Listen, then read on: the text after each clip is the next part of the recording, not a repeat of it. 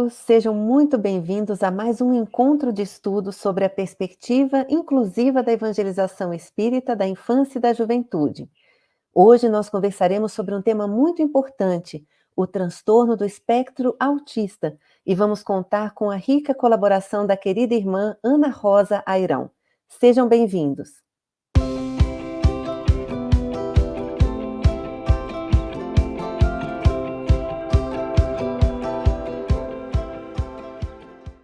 Olá, queridos amigos, queridas amigas, uma alegria estar aqui com vocês para a gente conversar sobre um tema tão importante como é o transtorno do espectro autista.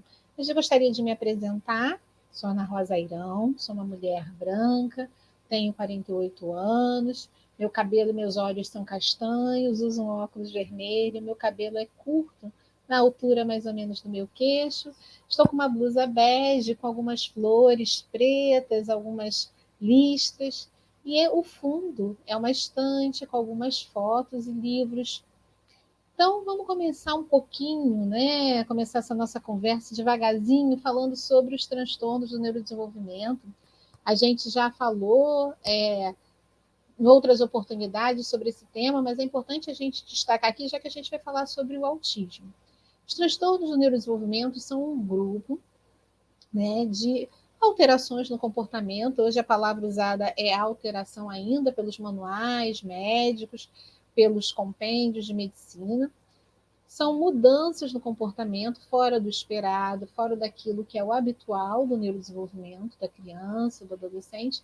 E essas mudanças, elas têm algumas características que vão nos ajudar a identificar transtorno de déficit de atenção e hiperatividade, transtornos de aprendizado, como, por exemplo, a dislexia, transtornos de tiques, transtornos da coordenação motora e o transtorno do espectro autista. Mas, Ana Rosa, de onde que vem isso? Quem que identificou isso?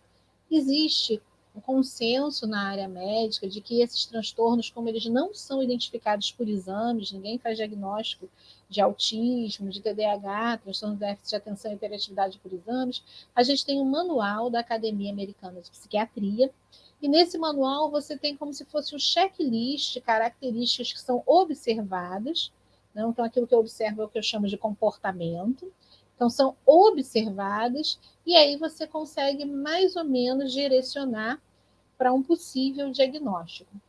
E por que eu estou falando isso aqui? Só para a gente entender em que contexto a gente está usando essa palavra transtorno do espectro autista ou autismo.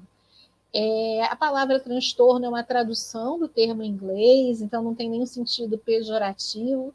Então, os termos são usados, transtornos de neurodesenvolvimento, não são considerados doenças, porque você não tem um vírus, uma bactéria, eles são de origem multifatorial, então tanto autismo como TDAH, a gente tem questões genéticas envolvidas, questões do ambiente, onde o indivíduo se desenvolve, questões sociais, culturais, relacionadas também à parte nutricional, e claro, né, nós aqui não podemos deixar de falar e reconhecer que talvez uma das coisas, o mais importante, o que preexiste a tudo isso, é a questão espiritual, mas isso ainda não está, digamos assim, no top do foco das investigações ainda médicas e da ciência nesse momento. É importante que a gente converse um pouquinho, né, sobre o transtorno do espectro autista. Essa palavra espectro significa o quê? Que eu tenho muitas variações. Quando eu estou falando sobre autismo, eu não estou falando de uma coisa única, eu estou falando de algumas características e que podem variar muito. Então, a gente tem dois focos centrais, que é a questão da interação social e da comunicação, e os padrões restritos e repetitivos de comportamento. Então, quando a gente está falando de interação social e comunicação, o que a gente tem em pessoas do espectro autista? A gente tem desde questões muito graves, dificuldades muito graves de comunicação, e geralmente são esses os exemplos que a gente vê em filmes, na mídia.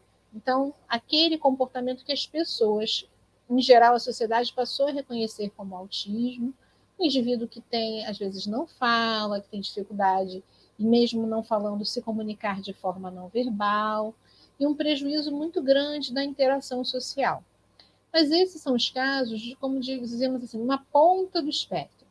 E a gente tem na outra ponta indivíduos que também têm algum grau de comprometimento, digamos assim, dessa interação social, dessa capacidade de comunicação não verbal, dessa restrição de interesses, de preferências, mas que isso ficou tão sutil que às vezes o próprio indivíduo só vai reconhecer isso mais tarde, na vida adulta, no final da adolescência, que vai conseguir chegar a um diagnóstico. Então, a gente tem desde essas características se expressando de forma muito leve e essas características se expressando de forma muito exacerbada. E aí a gente vai ter, então, esse espectro que compõe esse comportamento, né, que a gente chama de transtorno do espectro autista.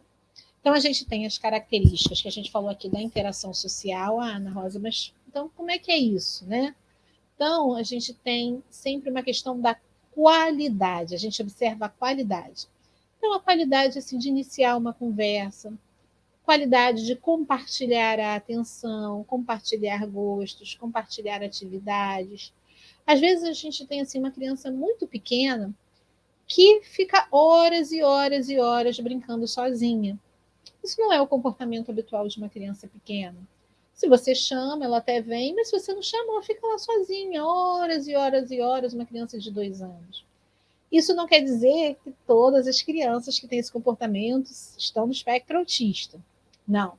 Só estou assim dando um exemplo para a gente poder ilustrar e a gente poder entender. Então, às vezes as pessoas dizem assim: ah, mas autista não olha no olho. Tem autista que olha assim no olho. Ah, autista não abraça, não beija. Claro que sim, tem autista que abraça, que beija, que gosta de estar do lado. Ah, autista não gosta de brincar junto. Às vezes brinca junto, sim. Tudo isso vai variar nessa escala e a gente vai ver algumas coisas, às vezes, muito sutis e outras vezes a gente vai ver umas coisas bem evidentes na questão do comportamento. Essa questão da comunicação também é bem interessante, porque é mais do que falar ou não falar. A gente tem pessoas autistas que falam, mas têm dificuldade de se comunicar com essa fala, e outras pessoas que não falam e que não são autistas e que mesmo assim conseguem se comunicar. Então, às vezes a fala, né, do autista, a pessoa autista, ela pode vir com uma prosódia alterada, que é uma fala assim mais cadenciada, sem muitas nuances da musicalidade da voz. Às vezes a pessoa só consegue entender coisas que são ditas de forma objetiva, tem dificuldade de entender o subjetivo, de realizar uma interpretação, às vezes, de expressões idiomáticas. Quebra um galho. E às vezes a pessoa, né, autista, ela tem dificuldade de entender a criança, principalmente vou falar aqui das crianças e dos adolescentes. Tem dificuldade de entender essas expressões, o que está ali nas entrelinhas. Às vezes um tom de ironia, eles têm dificuldade. Às vezes expressão facial. Tudo falando assim, às vezes, porque depende de cada um. A gente pode ter uns que têm algumas características mais exacerbadas, outras. Então, isso é importante para a gente entender, porque quando a gente for falar um pouquinho sobre a comunicação, a gente vai entender por que a nossa comunicação precisa ser clara, ser objetiva, né? Às vezes a gente acha que só de franzir a testa, só de dar uma piscadinha de olho, dar um sorriso, a gente e a maioria das crianças vai entender essa comunicação, mas a criança que está no espectro autista, a criança autista, ela vai ter dificuldade às vezes de interpretar isso dessa forma. A gente tem também a questão dos padrões de interesses, né, restritos, comportamentos repetitivos. Então, isso também é considerado uma característica do espectro. Então, o indivíduo às vezes tem uma preferência por determinados assuntos, por conversar determinados assuntos, explorá-los a fundo. Às vezes tem necessidade de manter uma rotina que é, às vezes, até bem flexível, mesmo horários, as mesmas atividades, sentar no mesmo lugar, às vezes uma mesma cor de um prato, de um talher, de um copo. Às vezes a gente tem com algumas crianças dificuldade de trocar um copo que ela já usa há muito tempo. Isso tudo também é importante quando a gente está planejando as nossas atividades na casa espírita, principalmente na evangelização. A gente percebendo isso para que a gente possa entender esses comportamentos e acolhê-los, né? É muito interessante quando a gente está falando do espectro autista, que hoje é um assunto, né, que é muito falado, a gente vê muito na mídia, a gente vê muito nas redes sociais, mas a gente ainda tem uma dificuldade de entender como é que são esses comportamentos e poder realizar a inclusão. É preciso que a gente crie maneiras, né, adapte todas as atividades da casa espírita, todos os ambientes, para que o indivíduo consiga participar, para que ele possa efetivamente se beneficiar de estar ali no encontro da evangelização, qualquer atividade que a casa espírita esteja promovendo. Algumas pessoas, elas perguntam sobre, mas autismo pode ser leve, pode ser grave, e a própria Academia Americana de Psiquiatria, ela classifica em 3 níveis, né? A gente teria um nível 1, 2 e 3, sendo 1 nível leve, 2 um nível moderado e 3 um nível grave. Isso tem a ver com o quê? Tem a ver com o grau de independência que o indivíduo atinge, né? O que ele consegue realizar sozinho, o quanto de auxílio e de suporte ele precisa, sendo que o grau 1 é o mínimo suporte, o nível 1, e o nível 3 precisando de um suporte, um grande suporte, para que ele consiga realizar suas atividades do dia a dia. Essa classificação, ela também, assim, ela não é, vamos dizer assim, tão importante no sentido de que ela não deve definir a maneira como a gente vai fazer todos os planejamentos. Por quê? Quando a gente está lidando com criança, com jovem, esse desenvolvimento, essa necessidade de suporte, às vezes vai variar muito conforme se faz uma reabilitação, se vai às terapias, se faz a estimulação. O indivíduo poderia ter um grau moderado e passar para um grau leve, ganhando, né, a sua independência, desenvolvendo novas habilidades. E a gente tem, às vezes, indivíduos que aparentemente estão no nível 1, porque tem uma questão de conversar bem, se adaptaram bem, estudaram, conseguiram se organizar, são adultos hoje, mas que mesmo assim, eles em algumas situações ainda têm dificuldades, ainda se sentem incomodados com algumas questões sociais que são difíceis, existe um esforço deles para se adequar, um esforço para interpretar. Então, quando a gente fala dos níveis do autismo, isso em algumas situações pode ser interessante, mas o mais importante, e como a gente está falando de pessoas, né, em qualquer situação que seja, independente da gente estar falando das questões das deficiências, da gente estar falando de questões relacionadas à faixa etária, por exemplo, é preciso que a gente olhe o indivíduo como ele é, individualidade, espírito imortal. É isso mesmo, né? Olhar o indivíduo como individualidade imortal. Por que eu estou falando isso, reforçando isso desse jeito? Porque a gente não pode, por conta de um rótulo, que é de uma situação desta encarnação, né? Todos nós já encarnamos com várias situações, vários desafios para enfrentar. O espírito que reencarna numa tarefa de desafio através, né, de estar nos transtornos do espectro autista, ele está sendo ali naquele momento, está naquela situação, mas ele traz toda a sua bagagem anterior, todo o seu potencial. Então, quando a gente fala leve, moderado ou grave, pode dar uma ideia de que o indivíduo vai ficar estacionado naquilo. E isso não é realidade nem para uma encarnação, a gente vê isso mudando ao longo dos anos que passam, quanto mais ainda quando a gente está falando do espírito imortal. Então, a gente deve ter um cuidado quando a gente está usando esses rótulos e essas classificações. É interessante a gente também falar um pouquinho, para a gente poder entender melhor como é que isso funciona, que o autismo ele surge muito precocemente no desenvolvimento. Os sintomas normalmente vão ser identificados antes dos 3 anos de idade, mas a gente já tem, inclusive, algumas escalas que mostram para a gente crianças com 1 ano e meio, que se consegue ali identificar características marcantes. Comportamentos comuns. Então, eu vou falar aqui, e a gente vai ter sempre esse olhar de que não é amarrado o pacote. Cada pessoa vai ser olhada dentro do seu contexto e a gente pode ter algumas variações individuais. Normalmente, coisas que a gente vê é pouco contato visual, como a gente falou, uma criança pequena que não olha, que não, quando é chamada, não se vira, não atende.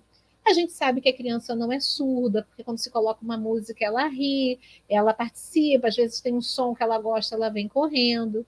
Mas a gente vê que ela tem uma dificuldade de sustentar, às vezes, o olhar por muito tempo. Uma criança que às vezes não sorri, não dá tchau, não joga um beijo, às vezes chegou a fazer e depois deixou de fazer, que prefere ficar um pouco mais nas suas próprias atividades, digamos assim, um pouco mais isolado, realizando suas atividades sozinho. E às vezes a gente vai ver algumas alterações na linguagem, como por exemplo a ecolalia. O que é isso? É a repetição de sons de frases.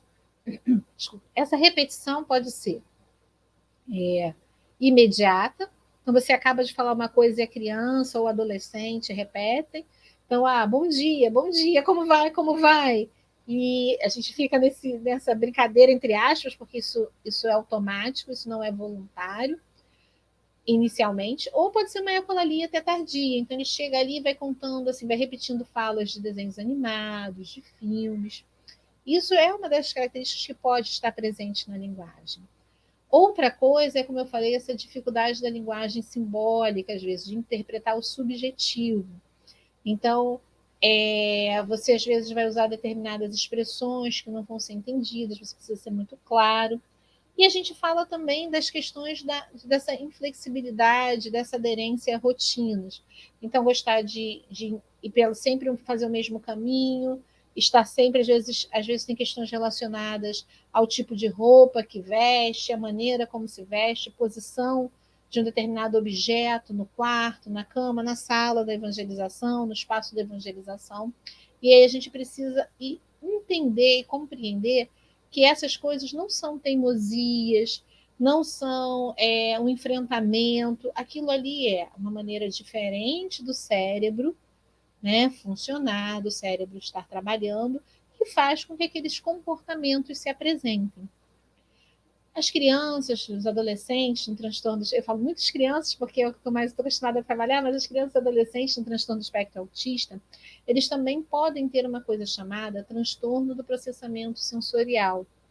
E aí, o que isso significa? Significa que alguns sons, algumas texturas, alguns sabores, né, alguns estímulos visuais, que para as pessoas habitualmente não causa nenhuma questão, é algo do dia a dia, para esses indivíduos que têm transtorno do processamento sensorial, eles podem causar uma sensação, às vezes, desagradável, e às vezes outras, um estímulo estranho gerar um bem-estar. Então, às vezes, um som que para ninguém incomoda, o indivíduo autista incomoda muito, coloca a mão no ouvido, sai correndo, se assusta, e a gente às vezes nem sabe por que, demora a identificar que foi determinado som. Cantar parabéns, bater palmas, às vezes, para alguns, esse som leva a uma sensação tão incômoda que alguns descrevem até como se sentissem uma dor física quando são expostos a esses estímulos. Então, às vezes, você tem uma restrição de alimentos, do que aceita comer, porque tem a ver também com essa questão sensorial de sabor, de textura. Às vezes, determinados tipos de roupa, ficar descalço no chão, ou sentar numa determinada textura de cadeira, num tatame. Às vezes pode ser agradável, às vezes pode não ser. E aí a gente precisa tudo isso observar para que a gente possa acolher e adaptar o contexto de forma que ele possa se integrar e participar sem causar desconforto para essa criança, para esse adolescente. Uma coisa, né, que é muito interessante quando a gente está falando desses transtornos do neurodesenvolvimento no contexto da evangelização e no contexto da casa espírita, é que a gente consiga trazer aquilo que a doutrina espírita traz diferencial, que é esse olhar sobre o espírito imortal, e trazer isso, oferecer isso à criança ou adolescente que está vindo e à sua família, dentro desse contexto do olhar do espírito imortal. Quando a gente está falando isso, a gente está falando também o que é a doutrina espírita, o que a casa espírita pode oferecer, dentro do conhecimento que a doutrina espírita traz, que pode contribuir para melhorar, para auxiliar esse espírito em evolução no seu processo de busca de vencer esses desafios. Então, uma das coisas que eu acho sempre muito importante destacar é que a gente não opina sobre questões medicamentosas, sobre questões da terapia. Por quê? Porque isso pertence aos médicos, aos terapeutas, à família. Não nos cabe, dentro da casa espírita, indicar ou contraindicar medicamentos e terapias. A gente pode até sugerir buscar um auxílio médico, buscar um auxílio, mas não indicar especificamente nenhum tipo de remédio, se nós não somos profissionais, não somos especialistas na área, nem dizer que sim, nem dizer que não, porque às vezes a família tem uma confiança, uma relação de confiança com o evangelizador e vem buscar uma opinião.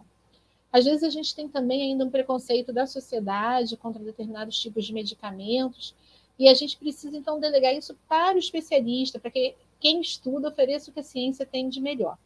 Mas nós temos um outro, digamos assim, outro arsenal que a sociedade ainda não tem, que é o conhecimento que a doutrina espírita nos traz.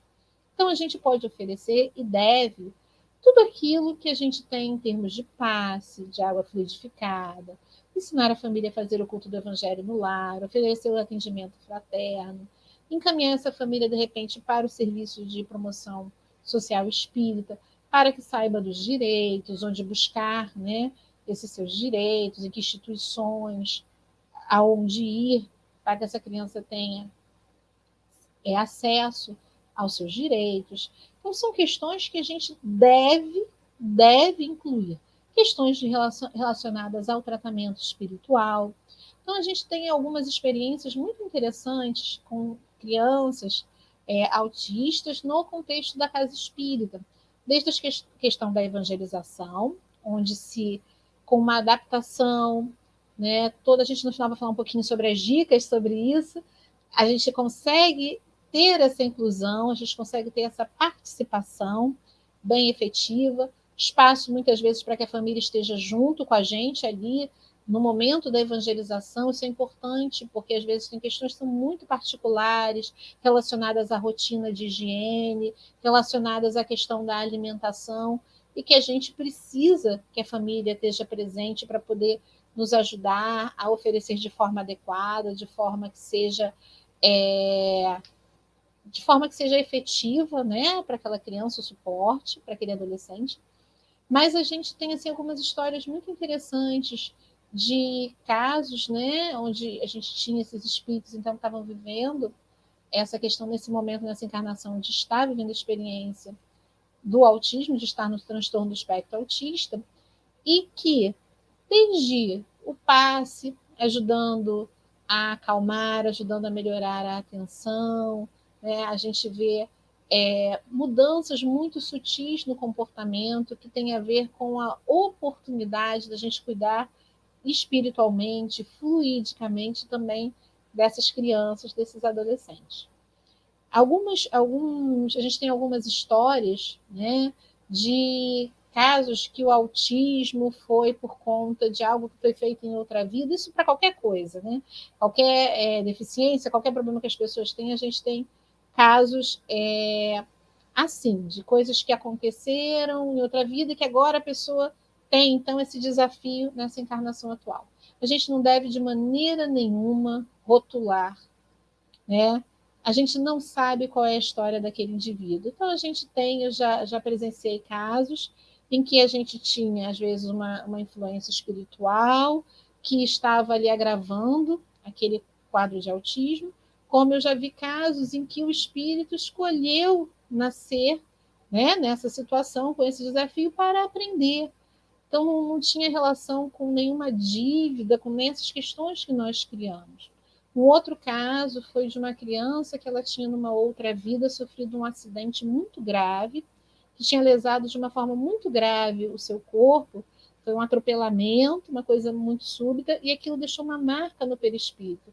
Então, agora, ao reencarnar, ele estava reorganizando o seu perispírito, e aquilo se manifestava nesse funcionamento diferente do cérebro que trazia essas características do comportamento. Então, cada caso é um caso. O que importa para nós é o que nós podemos fazer hoje e trazer do melhor que a doutrina espírita oferece, do que é assim, nos desdobrarmos para fazer essa ponte e para que essa pessoa tenha acesso a esse conhecimento e possa caminhar e ir em frente. Queria compartilhar, então, com vocês algumas dicas, né, algumas sugestões para que a gente possa refletir sobre isso. Então, a primeira coisa é conversar com a família. Quando o quadro do autismo é mais leve, pode ser que a família nem fale ou nem saiba, nem tenha esse diagnóstico. Então, às vezes, a gente vai observar um comportamento diferente, a gente vai observar uma dificuldade na socialização, uma dificuldade na comunicação, uma certa inflexibilidade com as rotinas, às vezes uma dificuldade de entender nessa comunicação não verbal. E a gente, de repente, vai ver, poxa, tem alguma coisa aqui que está diferente. E aí a gente vai, se a família não chegou antes e conversou, quando levou a criança para a evangelização, a gente pode chamar a família para conversar com muita delicadeza, com muita gentileza, com muito cuidado. Em hipótese alguma, nós fazemos diagnóstico. Nós vamos simplesmente chamar a família para conversar sobre os comportamentos que estão sendo observados e como é que nós podemos ajudar. Olha, nós estamos observando aqui na sala na sala da evangelização, aqui nesse momento, que ele tem um pouquinho de dificuldade de negociar, que ele está com um pouco de dificuldade de negociar, que ele gosta muito do que a rotina seja muito certinha. Quando a gente precisa mudar alguma coisa, ele fica mais agitado, ele fica mais inquieto, tem dificuldade de entender. A gente pode falar, olha, às vezes a gente está explicando alguma coisa e vê que de vez em quando ele tem um pouco. Eu falo ele porque é mais comum em meninas, mas pode ser meninas também, né? Que ele ou ela está com uma dificuldade de entender, assim, às vezes um pouquinho quando a gente conta uma história, uma fábula, uma coisa mais figurada, mais fantasiosa. E assim, vocês já notaram isso antes? Tem alguma forma que vocês acham que a gente possa ajudar mais aqui na evangelização? É sempre uma disponibilidade para o outro. Nós não estamos aqui sempre na disponibilidade de sermos ponte para o outro. E aí, de forma muito delicada, pode ser que a família já tenha notado, pode ser que a família não tenha notado, e aí a gente vai junto com a coordenação da evangelização, com pessoas que têm essa experiência, acompanhando e tentando adaptar, porque a gente não precisa eu vou falar rótulo, né? Porque o diagnóstico é um nome que você dá para aquele comportamento.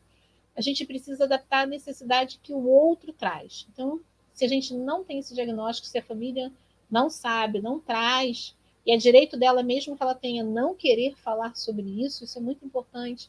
A família não é obrigada a dar o diagnóstico, a falar sobre isso com ninguém.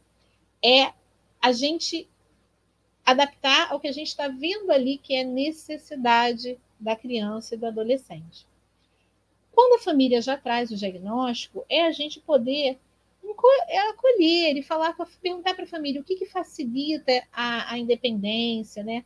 O que incomoda, como é que é a higiene pessoal, a independência para a própria higiene, como é que é, assim, quando se ele precisar beber água, a gente deixa disponível em sala, já tem sua própria garrafinha, rotinas muito simples para que a gente possa organizar o encontro da evangelização. Saber se existem restrições alimentares, às vezes essas crianças têm algumas questões alimentares, então a gente precisa se organizar antes de ter um lanche, para que a gente não seja pego de surpresa. Essa é a questão da inclusão, que a gente se antecipe e a gente possa proporcionar a experiência já adaptada para as necessidades de todos, para que todos possam participar juntos. A gente também pode e deve conversar também com as outras crianças, com os outros jovens sobre o que é um TDAH, o que é o autismo, para que as pessoas possam entender que determinados comportamentos fazem parte da vida do amigo, né, daquele outro que está ali ao lado dele. Então, às vezes, a criança autista precisa se levantar e pular, precisa se levantar e dar uma corridinha, vai fazer levantar e fazer uns movimentos. Esses comportamentos, eles ajudam o autista a se reorganizar, a se acalmar, a lidar, às vezes, com excesso de estímulo. Ah, mas como assim excesso de estímulo? Às vezes, várias pessoas falando, às vezes, a música tocando, às vezes, a necessidade de ficar sentado muito tempo gera desconforto. E oportunidade de levantar, dar uma corridinha, às vezes de fazer o movimento, isso gera um bem-estar, isso acalma, ajuda a se organizar, é a palavra que se usa, organizar ali para poder seguir para a próxima etapa. Então, assim, para tornar isso natural, que ninguém precise pedir permissão ou seja questionado, se for levantar, for lá e dar sua corridinha. A gente poder explicar isso para os outros, fazer para as outras crianças, para os outros adolescentes, a gente já antecipar isso, evitando constrangimentos, evitando questionamentos e proporcionando melhor acolhimento. A gente fazer acordos prévios, tentar explicar os horários, ter rotinas, a gente ter um quadro falando quais vão ser as etapas das atividades, então ali com aquelas imagens eles podem olhar, organizar, saber o que vão esperar depois, né? Essa coisa de não saber o que vai acontecer depois gera muita angústia. Então tá ali organizado, ver ali aquele roteiro, né, naquele quadro, evitar tocar, abraçar, beijar antes que ele ou ela tome essa iniciativa. Às vezes o toque pode gerar algum desconforto. Então, esperar, deixar que a criança, que o adolescente tome essa iniciativa, perguntar aos seus pais se ele tem alguma dificuldade com toque, pentear o cabelo. Às vezes a gente quer ali ajeitar a criança fez uma atividade, ficou com o cabelo muito bagunçado, a gente vai lá com tanta naturalidade arrumar e tocar na cabeça, às vezes gera incômodo. Então a gente precisa entender que a gente, antes de tocar o outro, a gente precisa respeitar o espaço do corpo do outro. Isso em qualquer ocasião, mas nessas crianças que podem ter essa sensibilidade ao toque, mais ainda. Pensar sobre atividades que possam trazer tanto bem-estar quanto desconforto sensorial, e aí isso a gente conversa com a família. A gente vai também se preparar previamente e tentar não burlar os combinados, né? Burlar os combinados. Então, se a gente programa uma atividade que o lanche vai ser no meio, e está lá no quadro, né, da ordem das atividades, o lanche no meio, quando acontece alguma coisa que eu preciso mudar, eu sei que aquilo ali pode gerar um desconforto. Então, eu tento. É óbvio que as situações são imprevisíveis, né? Não existe mundo perfeito, não existe nenhuma maneira de nós conseguirmos fechar todos os possíveis furos e possíveis acontecimentos, mas é realmente um desejo. Eu acho que o principal é buscar aprender, buscar entender para poder agir de uma forma adequada, ter uma abordagem adequada, tanto do ponto de vista da questão de ferramentas que a gente tem pedagógicas, mas também de atitudes que a gente toma ali no dia a dia, e o desejo de aprender com o outro. O outro é o que sabe como ele é. Então me diz, né? O que te incomoda? Como é que você gostaria de estudar esse tema? Me dá uma sugestão. Então, às vezes, assim, ele tem um assunto que ele gosta muito, que ele pode trazer um paralelo para aquele tema que vai ser estudado, trazer sua contribuição para integrá-lo no processo e usar as habilidades que ele também tem. Às vezes, os autistas têm facilidade com algumas tarefas de memorização, às vezes de desenho, às vezes de realizar uma determinada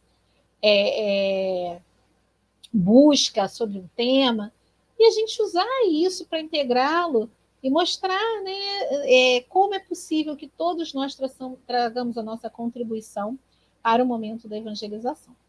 Então, só para a gente caminhar para o nosso encerramento, nós aqui hoje conversamos só para a gente pontuar sobre o transtorno do espectro autista, que é um transtorno do neurodesenvolvimento, ou seja, ele surge muito precocemente na infância. Ele acompanha o indivíduo ao longo de toda a vida, isso também é importante de dizer. Então, se o indivíduo foi diagnosticado na infância, né, quando criança, como autista, ele pode, com as terapias, com o dia a dia, conforme vai crescendo, ele pode até não trazer mais comportamentos que a gente veja isso, mas ele tem ainda algumas características, questões que só ele, de repente, sabe. E aí a gente precisa pensar também na integração do autista adulto na casa espírita. Como é que isso vem sendo feito? O autismo, então, ele acompanha o indivíduo ao longo da vida, ele tem características muito marcantes na questão da interação social, da comunicação, de padrão de interesses, que são mais restritos, são estereotipados, são muito parecidos, se mantêm normalmente dentro daquele padrão. A gente precisa ter uma comunicação objetiva, a gente precisa tentar antecipar e organizar, ter um planejamento claro, usar um quadro com imagens, com a rotina, fazer os combinados prévios facilitam muito. A gente precisa pensar nos possíveis estímulos sensoriais que a gente está usando no processo da evangelização, no encontro da evangelização. Alguns estímulos podem gerar mais conforto e bem-estar, e outros podem ser extremamente desconfortáveis. Isso só para aquela pessoa, que os outros talvez nem notem. A gente precisa se antecipar também para não causar desconforto físico para o nosso evangelizando.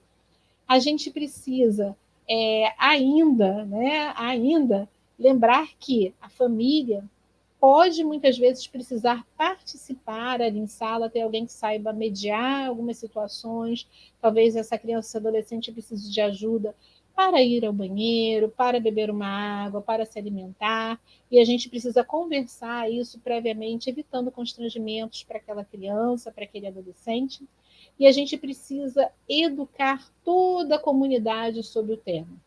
Cada vez mais a gente vê os diagnósticos surgindo, a incidência aumentando de alguma forma, e a gente precisa saber que já existem pessoas no nosso convívio que são pessoas autistas e que talvez a gente não tenha identificado ou elas não tenham se apresentado como tal. Mas a gente precisa preparar a casa espírita em todos os seus ambientes, em todas as suas funções, para recebê-los, porque todos nós já estamos convivendo com pessoas autistas, talvez nós só não saibamos disso. Espero que a gente tenha conseguido, de alguma forma, contribuir, e essa reflexão ela é enorme, é extensa, é um assunto muito palpitante, e eu desejo que você se aprofunde para que a gente possa, cada vez mais, abrir as portas da casa espírita e deixar que o espiritismo possa consolar quem precisa dele. Todos nós precisamos, mas nós não podemos criar barreiras nem fingir que estamos que o acesso está franqueado a todos se nós não fizermos a adaptação. Precisamos estar atentos para isso. Obrigada, até a próxima.